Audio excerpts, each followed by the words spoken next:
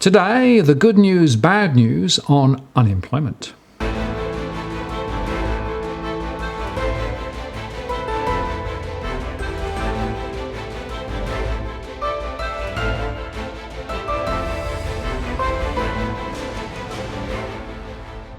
Hello again, it's Martin North from Digital Finance Analytics. Welcome to our latest post covering finance and property news with a distinctively Australian flavour. The ABS released their latest employment data today. This is one important, if rear-view measure, of the economy.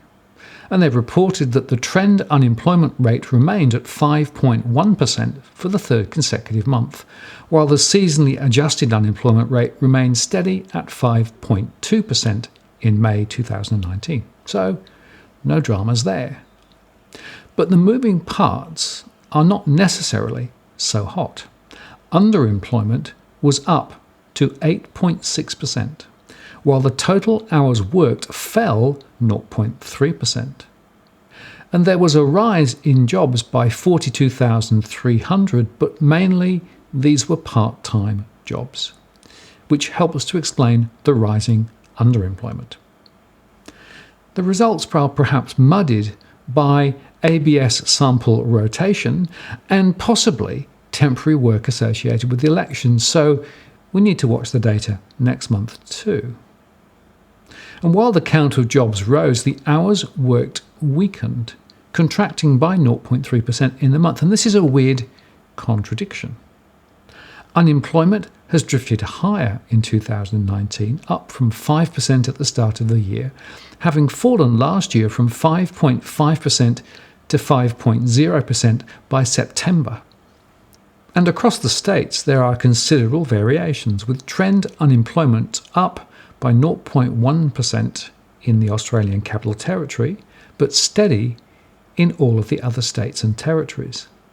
The ACT reported an annual rate of 3.9% unemployment, New South Wales 4.4%, the Northern Territories 4.5%, Victoria 4.7%, Queensland 6%, Western Australia 6.2%, and Tasmania at 6.6%. Nationally, the participation rate rose to a new level, up to 66%, from 65.9% in April and 65.7% in March. Now, this suggests that there is still considerable slack in the labour market, and many are only taking part-time roles, which is not good for income growth ahead. The underemployment rate is also trending higher, rising to 8.6%, up from 8.5% in April, and from a low of 8.1% in February, and that's back to the levels seen in the second half of 2017.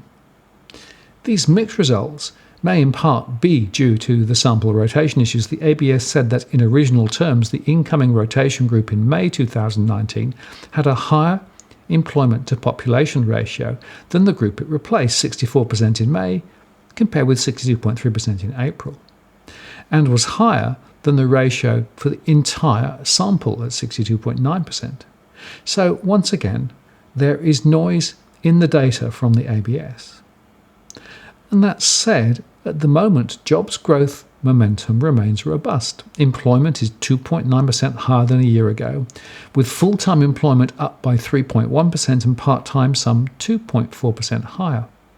And over the past 6 months, jobs growth has turned to 2.7% annualised.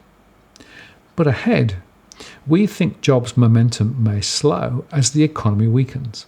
In the year to mid-2018, domestic demand rose by 3.2%. It slowed to 1.8% annualised over the second half of the year, and then slumped to only 0.6% annualised in the first quarter of 2019. Now, the RBA is saying the unemployment rate needs to be down towards 4.5% or below to lift wages growth higher. And that is, in the scheme of things, a very big ask. Before I go, a quick reminder, our next live stream event is scheduled for next Tuesday at 8 p.m. Sydney time. You can join the chat live to ask a question, or send one in beforehand using the DFA blog. The links are in the comments below. Mark your diary, and I look forward to seeing you on the live show. I'm Martin North from Digital Finance Analytics. Many thanks for watching, and I'll see you again next time.